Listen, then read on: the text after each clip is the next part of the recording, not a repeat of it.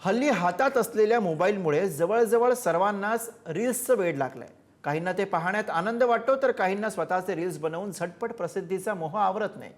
Reels जास्तीत जास्त viral करण्याच्या उद्देशाने अनेकदा जीवघेणे स्टंट मुलं करतात। दिल्लीमध्ये असाच सुसाट वाहन पळवून रील शूट करण्याचा अल्पवयीन भावंडांचा प्रयत्न एका तरुणाच्या जीवावर बेतलाय। काय घडलंय बघूयात। सावधान, तुमच्या मुलांमध्ये रील्सची क्रेज आहे। तुमच्याकडे कार, बाईक अशी सुसाट धावणारी वाहनं आहेत। सुसाट वाहनातले धोकादायक रील्स जीवघेणे ठरतायत। एका हताश, पोटचा लेख गमावलेल्या, असह्य वेदना सहन करणाऱ्या मातेची ही आर्तसाद। I request, I beg as a mother, please save your children. Please save your children and help me also.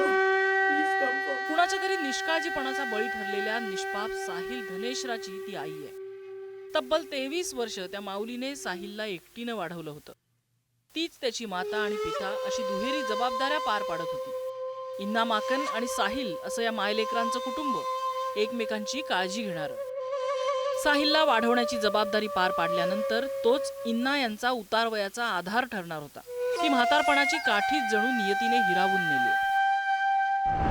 दोन अल्पवयीन भावंड रील बनवत होते। रीलसाठी द्वारका परिसरात सुसाट वेगात कार चालवत होते।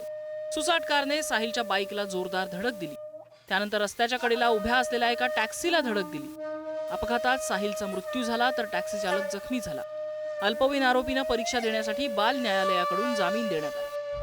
या अपघात प्रकरणी पोलिसांनी भारतीय न्याय संहितेच्या विविध कलमांतर्गत दखल घेतली आहे। मात्र लहान मुलांसाठी असलेल्या कायद्यानुसार त्या अल्पवयीन आरोपींना जामीन मिळालाय।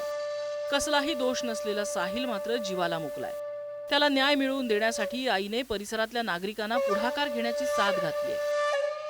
मैंने अपने बच्चे को 23 साल से एज अ सिंगल मदर पाला है और एक रईसजादे की स्कॉर्पियो जो कि स्पीड की रील और स्टंट मारने के लिए अपने घर से गाड़ी लेके निकले थे अनलाइसेंस्ड। उस लड़के को गाड़ी चलानी भी नहीं आती। He was unlicensed driver. उसने 3 फरवरी को मेरे मासूम बच्चे को अपनी गाड़ी से ऑन द स्पॉट उड़ा दिया। मेरे बच्चे को उड़ा दिया उसने। नेहमीप्रमाणे घराबाहेर पडलेल्या बाईकवरून प्रवासाला निघालेल्या साहिलला माहिती नव्हतं की हा प्रवास त्याचा अखेरचा ठरेल। मात्र अशा अपघातांची पुनरावृत्ती होऊ नये, असे आणखी साहिल दुर्दैवी ठरू नयेत यासाठी पालकांनीच मुलांवर लक्ष ठेवायला हवं। सिनेमे, वेब सिरीज पाहून त्यातले स्टंट करण्याचा त्यांना मोह होणार नाही याची काळजी घ्यायला हवी। राशीद इनामदारसह ब्युरो रिपोर्ट, पुढारी न्यूज।